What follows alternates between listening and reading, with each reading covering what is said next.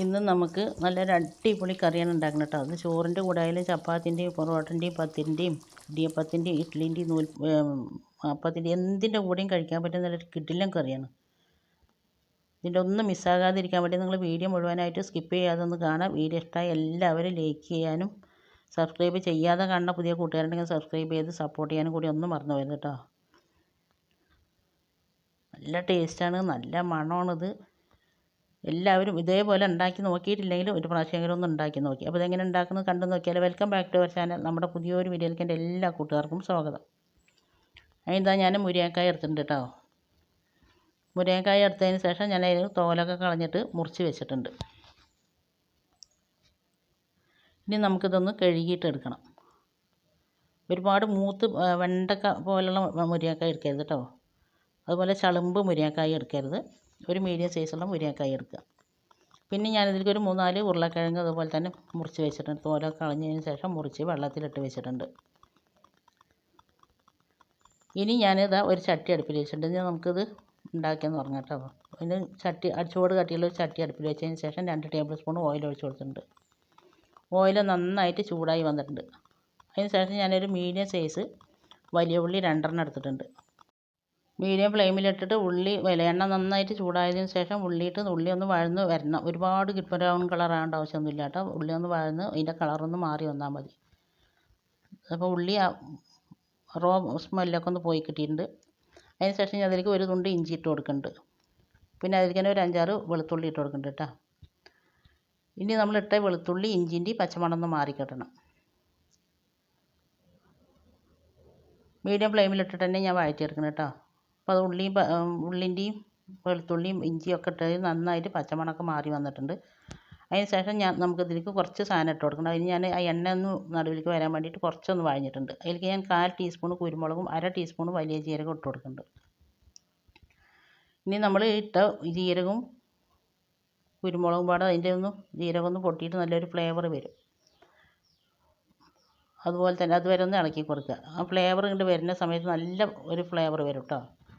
Flavour വരുന്ന സമയത്ത് നമുക്കിതിലേക്ക് ഒരു ടേബിൾ സ്പൂൺ അണ്ടിപ്പരിപ്പ് ചെറുതാക്കി മുറിച്ചിട്ടാണ് ഞാൻ ഇട്ട് കൊടുക്കുന്നത്. ഉണ്ടെങ്കിൽ ഇട്ട് കൊടുക്കുക, ഇല്ലെങ്കിൽ സ്കിപ്പ് ചെയ്യാം. ഉണ്ടെങ്കിൽ ഇട്ട് കൊടുത്താൽ നല്ലൊരു ടേസ്റ്റ് ഉണ്ടാവും.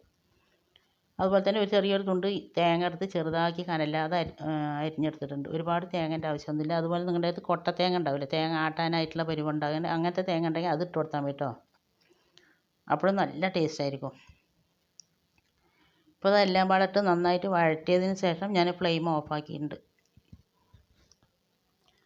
ഇനി ഞാനിത് ചട്ടിയിൽ നിന്ന് എണ്ണയിൽ നിന്ന് കോരി എടുക്കുന്നുണ്ട് കേട്ടോ. ഒരു പ്രാവശ്യമെങ്കിലും നിങ്ങൾ ഇതേപോലെ ഒന്ന് ഉണ്ടാക്കി നോക്കിയിട്ടോ. നല്ല ടേസ്റ്റാണ്, നല്ലൊരു ഫ്ലേവറാണ്. എല്ലാത്തിൻ്റെ കൂടെയും കഴിക്കാൻ പറ്റുന്ന കിടിലൻ കറിയാണത്. അതിന് ശേഷം ഞാനിത് അതൊക്കെ കോരി എടുത്ത് ചൂടാറിയിട്ടുണ്ട്. ചൂടാറിയതിന് ശേഷം ഞാൻ എനിക്ക് 2 തക്കാളി, കുറച്ച് മല്ലിയില, ഇതെല്ലാം പാടെ ഇട്ടിട്ട് നമുക്ക് വെള്ളമൊന്നും കൂട്ടാണ്ട് അരച്ചെടുക്കണം. നിങ്ങൾക്ക് അരയണില്ല എന്ന് തോന്നുകയാണെങ്കിൽ മാത്രം കുറച്ച് വെള്ളം ഒഴിച്ചാൽ മതി കേട്ടോ. മിക്സിയിലിട്ടിട്ട് അമ്മിയിലിട്ടിട്ട് എങ്ങനെ വേണമെങ്കിലും അരച്ചെടുക്കാം. അപ്പോൾ ഞാനിതാ ഫൈനായിട്ട് അരച്ചെടുത്തിട്ടുണ്ട്. ഈ മസാല തന്നെ എന്തോരം മണം അറിയാം, നല്ല ടേസ്റ്റ് ആയിരുന്നു. ഇനി ഞാനത് അവിടെ മാറ്റി വെച്ചിട്ടുണ്ട്. ഇനി നമ്മൾ അതേ ചട്ടിയിലേക്ക് തന്നെ കുറച്ചും കൂടി ഞാൻ എണ്ണ ഒഴിച്ച് കൊടുക്കുന്നുണ്ട് കേട്ടോ.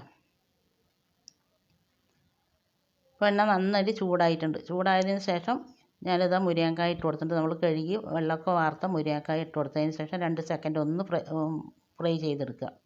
നിങ്ങൾക്ക് അങ്ങനെ ഫ്രൈ ചെയ്യേണ്ടതെന്നുണ്ടെങ്കിൽ പച്ചയിൽ തന്നെ നിങ്ങൾക്ക് വേവിച്ചെടുക്കാം കേട്ടോ. ഞാനൊന്ന് ഫ്രൈ ചെയ്തെടുക്കുന്നുണ്ട്. അപ്പോൾ ഫ്രൈ ചെയ്തെടുക്കുമ്പോൾ നമ്മുടെ മുരിങ്ങക്കായ്ക്കും അതുപോലെ തന്നെ ചാറിന് നല്ലൊരു ഫ്ലേവറാണ്, നല്ലൊരു ടേസ്റ്റുമാണ്.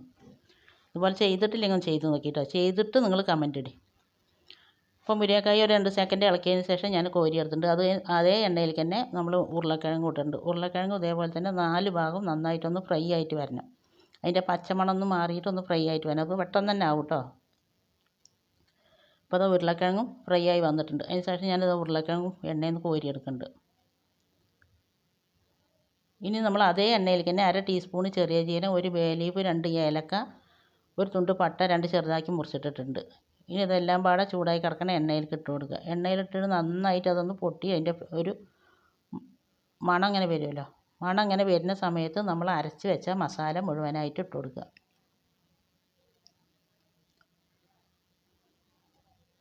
അപ്പോൾ ഞാൻ മസാല ഇട്ട് കൊടുത്തിട്ടുണ്ട് കേട്ടോ. ഇനി നമ്മളിതൊന്ന് ഇളക്കിയിട്ട് ഈ മസാലേൻ്റെ അതിലത്തെ ഉള്ള വെള്ളം ഒന്ന് വറ്റി കിട്ടണം. മസാലയിലത്തെ വെള്ളം ഒന്ന് വറ്റി കിട്ടാൻ വേണ്ടിയിട്ട് കുറച്ച് നേരം ഒന്ന് അടച്ച് വെക്കുക. മീഡിയം ഫ്ലെയിമിലിട്ട് വെച്ചാൽ മതി. ഒരുപാട് ഹൈ ഫ്ലെയിമിലിട്ട് വെക്കരുത്, അപ്പോൾ കരിഞ്ഞു പോകുള്ളൂ മസാല. കുറച്ച് നേരം കഴിഞ്ഞതിന് ശേഷം ഒരു 2 സെക്കൻഡൊക്കെ ഇട്ട് വെച്ചാൽ മതി കേട്ടോ. അപ്പോഴേക്കും തന്നെ നമ്മുടെ മസാലയൊക്കെ ഒന്ന് വെന്ത് അതിൻ്റെ ഒഴിച്ച എണ്ണ ഒന്ന് തെളിഞ്ഞ് വരും. അതിലത്തെ വെള്ളം ഒന്ന് വറ്റി കിട്ടിയാൽ മതി, മസാലയിലത്തെ വെള്ളം. ആ വെള്ളം വറ്റിയതിന് ശേഷം നമ്മളത് മിക്സി കഴുകിയിട്ട് കുറച്ച് വെള്ളം ഒഴിച്ച് കൊടുക്കണം. അപ്പോൾ നിങ്ങൾക്ക് ചോദിക്കും ഇത് ആദ്യം തന്നെ ഒഴിച്ചുകൂടെയെന്ന്. ഇല്ല കേട്ടോ, മസാല വെന്തതിന് ശേഷം മാത്രം വെള്ളം ഒഴിച്ച് കൊടുക്കുക. ഇതേപോലെ തന്നെ ചെയ്ത് നോക്കി. മസാല വെന്തതിന് ശേഷം വെള്ളം ഒഴിച്ചിട്ടുണ്ട്. ഇനി നമ്മൾ ഈ വെള്ളത്തിൽ കടന്നിട്ട് ഈ മസാല ഒന്ന് വെന്ത് അതിൻ്റെ കുറുകിയിട്ട് എണ്ണ തെളിഞ്ഞ് കിട്ടണം. ഓരോന്നും ചെയ്യുന്നതിനനുസരിച്ചിട്ട് അതിനനുസരിച്ചിട്ട് ടേസ്റ്റ് ഉണ്ടാകും കേട്ടോ. അപ്പോൾ ഞാൻ അതിലേക്ക് ആവശ്യമായിട്ടുള്ള ഉപ്പ് ഇട്ട് കൊടുത്തതിന് ശേഷം അടച്ച് വെച്ചിട്ടുണ്ട്. അടച്ച് വെച്ചപ്പോൾ നമ്മൾ ഒഴിച്ച വെള്ളം നന്നായിട്ട് വറ്റിയിട്ടുണ്ട്, എണ്ണ തെളിഞ്ഞ് വന്നിട്ടുണ്ട്. അപ്പോൾ ഞാൻ തുറന്നതിന് ശേഷം നല്ലപോലെ ഇളക്കി കൊടുക്കുന്നുണ്ട്. ഇളക്കി കൊടുത്തതിന് ശേഷം ഇനി നമുക്ക് ഇതിലേക്ക് കുറച്ച് പൊടികൾ ഇട്ട് കൊടുക്കാം. അതിന് ഞാൻ 1 ടീസ്പൂൺ മുളക് പൊടി, 1 ടേബിൾ സ്പൂൺ മല്ലിപ്പൊടി, 1/2 ടീസ്പൂൺ മഞ്ഞൾപ്പൊടി. പിന്നെ മുളക് പൊടിയൊക്കെ നിങ്ങളുടെ എരിവിനനുസരിച്ചിട്ട് ഇട്ട് കൊടുക്കുക. നമ്മളിട്ട പൊടികളുടെ പച്ചമണം മാറുന്നേരം ഒന്ന് വഴറ്റി കൊടുക്കുക. ഇറച്ചിക്കറിനെക്കാട്ടിയും കൂടുതൽ മണവും ടേസ്റ്റും ഒക്കെ ഉണ്ടായിരുന്നു കേട്ടോ. നല്ല ടേസ്റ്റ് ആയിരുന്നു. അത് നന്നായിട്ട് അതിൻ്റെ പച്ചമണം മാറിയതിന് ശേഷം ഞാൻ 1 ടേബിൾ സ്പൂൺ നല്ല പുളിയുള്ള തൈരാണ്. പുളി ഇല്ലാത്ത തൈര് നിങ്ങളുടെ അടുത്ത് ഉണ്ടെങ്കിൽ 1/4 കപ്പ് വരെ ഒഴിച്ച് കൊടുക്കുക. ഞാനത് തൈര് നന്നായിട്ടൊന്ന് വിസ്കും കൊണ്ടൊന്ന് അതിൻ്റെ കട്ടയൊക്കെ ഉടച്ചതാണ് കേട്ടോ. അങ്ങനെ ഉടച്ചിട്ട് ഒഴിച്ച് കൊടുക്കുക. അപ്പോൾ തൈര് ഒഴിച്ചതിന് ശേഷം നന്നായിട്ട് ഇളക്കി കൊടുത്തിട്ടുണ്ട്. ഇളക്കി കൊടുത്തതിന് ശേഷം നമ്മൾ വറുത്ത് വെച്ച ഉരുളക്കിഴങ്ങ് ഞാൻ അതിലേക്ക് ഇട്ട് കൊടുത്തിട്ടുണ്ട്. ഉരുളക്കിഴങ്ങ് ഇട്ട് കൊടുത്ത് മസാലയിൽ നല്ലപോലെ മിക്സ് ആക്കിയതിന് ശേഷം ഒന്ന് അടച്ച് വെക്കുക. ഒരു 2 സെക്കൻഡിൻ്റെ ഇത് ഒന്ന് ആവി വരാൻ വേണ്ടിയിട്ടാണ് കേട്ടോ. മസാലയിൽ കടന്നിട്ട് ഉരുളക്കിഴങ്ങ് ഒന്ന് ഇതായി വരാൻ വേണ്ടിയിട്ട്. ഉരുളക്കിഴങ്ങ് കുറച്ച് കൂടുതൽ വേവുള്ളതാണ്. അപ്പോൾ 2 സെക്കൻഡ് കഴിഞ്ഞതിന് ശേഷം ഞാൻ തുറന്ന് നല്ലപോലെ ഇളക്കി കൊടുക്കുന്നുണ്ട്.